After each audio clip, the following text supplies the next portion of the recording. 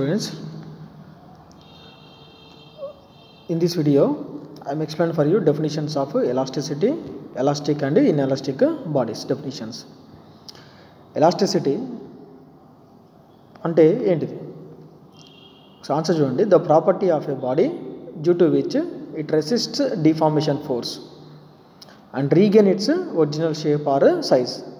when deformation force is removed is called elasticity. అంటే అర్థం ఏంటిదంటే ఏదైనా ఒక వస్తువు మీద మనం డిఫార్మేషన్ ఫోర్స్ అప్లై చేయడం వల్ల ఏమవుతుంది, ఏదైనా ఒక వస్తువు మీద మనం డిఫార్మేషన్ ఫోర్స్ అప్లై చేస్తున్నామంటే వస్తువు యొక్క ఆకారంలో కానీ పరిమాణంలో కానీ మార్పు అనేది వస్తుంది. ఖచ్చితంగా సైజు మారుతుంది, సైజు కానీ షేప్ అని ఏదో ఒకటి మారుతుంది డిఫార్మేషన్ ఫోర్స్ వల్ల. తర్వాత ఒకసారి నువ్వు డిఫార్మేషన్ ఫోర్స్ని నువ్వు వదిలిపెట్టు, అంటే you can release that body, అంటే వస్తువు మీద డిఫార్మేషన్ ఫోర్స్ అప్లై చేసి వదిలేసాయి. అలా వదిలేసినప్పుడు ఒకవేళ వస్తువులు కనుక తిరిగి యథాస్థానానికి రాగలిగినట్లయితే రీగెయిన్ ఇట్స్, ఇక్కడ very clearly is regain its original shape or size when deformation force is removed. అంటే డిఫార్మేషన్ ఫోర్స్ రిమూవ్ చేసినట్లయితే వస్తువులు మళ్ళీ తిరిగి యథాస్థానానికి వచ్చేస్తాయి. ఇలా వచ్చేటటువంటి దాన్ని మనం ఏమంటామంటే ప్రాపర్టీని ఎలాస్టిసిటీ అంటాం. ఎలాస్టిసిటీ అని అంటాం, ప్రాపర్టీని ఎలాస్టిసిటీ అంటాం. అంటే ఏ వస్తువులు అయితే డిఫార్మేషన్ ఫోర్స్ అప్లై చేయడం వల్ల మళ్ళీ డిఫార్మేషన్ ఫోర్స్ అప్లై చేయడం వల్ల వస్తువు యొక్క సైజు అండ్ షేప్లో చేంజ్ వస్తుంది. తర్వాత డిఫార్మేషన్ ఫోర్స్ రిమూవ్ చేసిన తర్వాత కూడా సేమ్ స్టేట్కి వచ్చినట్లయితే ఆ ప్రాపర్టీని ఏమంటామంటే మనము ఎలాస్టిసిటీ అంటాం. So very clearly is the property of A body due to which resist deformation force, అంటే డిఫార్మేషన్ ఫోర్స్ని రెసిస్ట్ చేసుకుంటూ మళ్ళీ రీగెయిన్ అంటే పొందడం అన్నమాట. ఒరిజినల్ షేప్ మళ్ళీ సైజు, ఒరిజినల్ షేప్ కానీ ఒరిజినల్ సైజు కానీ వచ్చేస్తుంది డిఫార్మేషన్ ఫోర్స్ రిమూవ్ చేసిన తర్వాత. అలా వచ్చినట్లయితే ఆ ప్రాపర్టీని మనం ఏమంటామంటే ఎలాస్టిసిటీ అంటాం. ఈ ఎలాస్టిసిటీ ప్రాపర్టీని డిపెండ్ చేసుకొని మనకి 2 types ఆఫ్ బాడీస్ ఉన్నాయి.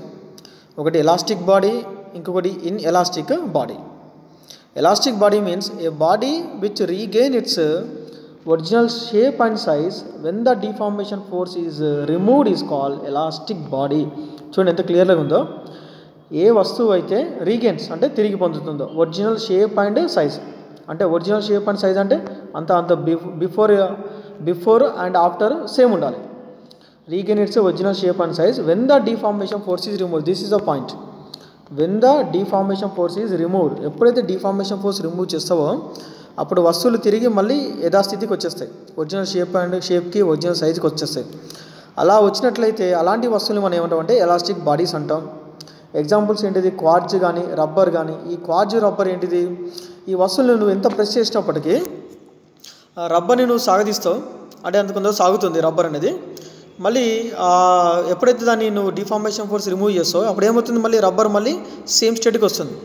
అలా సేమ్ స్టేట్కి వచ్చేటువంటి బాడీస్ అన్నింటినీ మనం ఏమంటామంటే ఎలాస్టిక్ బాడీస్ అంటాం.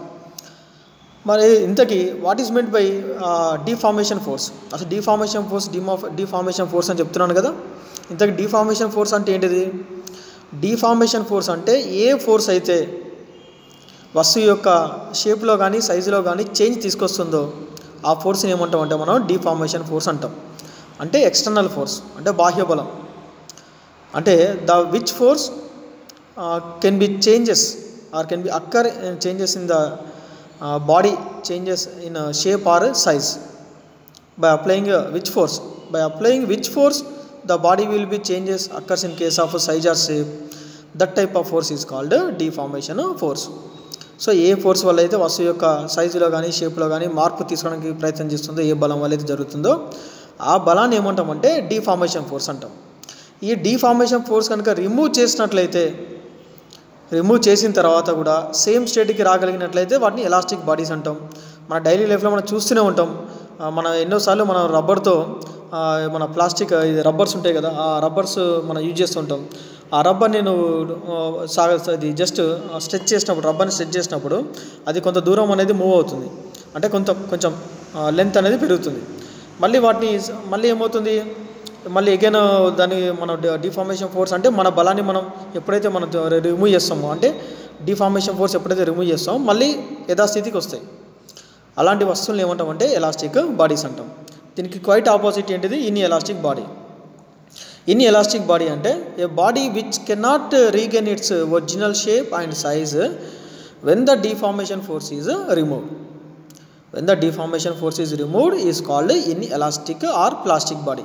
ఎందుకు ప్లాస్టిక్ బాడీ అంటారు ఇన్ఎలాస్టిక్ బాడీని అంటే, అన్ని ప్లాస్టిక్ వస్తువులు కూడా ఇన్ఎలాస్టికే. ఎందుకు ఒక ప్లాస్టిక్ సంబంధించిన ఏ వస్తువున తీసుకోండి, డిఫార్మేషన్ ఫోర్స్ అప్లై చేయడం వల్ల అదేమవుతుంది, అది విరిగిపోతుంది, లేదా దాని యొక్క షేపులో కానీ సైజులో కానీ చేంజ్ వస్తుంది. ఒక్కసారి డిఫార్మేషన్ ఫోర్స్ వదిలేసిన తర్వాత మళ్ళీ సేమ్ స్టేట్కి ఎందుకు వస్తుంది, రాదు కదా. నువ్వు ప్లాస్టిక్ తీసుకున్నావు, ఒక ప్లాస్టిక్ మగ్గు తీసుకున్నావు, మగ్గు యొక్క ఏదైనా ఒక సైడ్ దాన్ని విరిచేసావు అనుకో, డిఫార్మేషన్ ఫోర్స్ అప్లై చేసి విరిచేసావు, మళ్ళీ సేమ్ స్టేట్కి వస్తుందా, రాదు కదా. ఏ ప్లాస్టిక్ వస్తువునైనా సరే మనం డిఫార్మేషన్ ఫోర్స్ అప్లై చేసిన తర్వాత మళ్ళీ సేమ్ స్టేట్కి రాదు. కేవలం వచ్చేది ఏంటిదంటే ఆ సేమ్ స్టేట్కి వచ్చేది క్వార్ట్జ్ రబ్బరే. ఈ రెండు వస్తాయి కాబట్టి వీటిని ఎలాస్టిక్ బాడీస్ అంటారు. సింపుల్గా చెప్పాలంటే ఏ వస్తువులు అయితే డిఫార్మేషన్ ఫోర్స్ అప్లై చేసిన తర్వాత మళ్ళీ రిమూవ్ చేసిన తర్వాత సేమ్ స్టేట్కి వస్తాయో వాటిని ఎలాస్టిక్ బాడీస్ అంటారు. డిఫార్మేషన్ ఫోర్స్ రిమూవ్ చేసిన తర్వాత కూడా సేమ్ స్టేట్కి రాలేదు అంటే వాటిని ఏమంటామంటే ఇన్ఎలాస్టిక్ బాడీస్ అంటాం. Otherwise it's called as plastic bodies. A body which can not regain it's original shape and size when the deformation force is removed.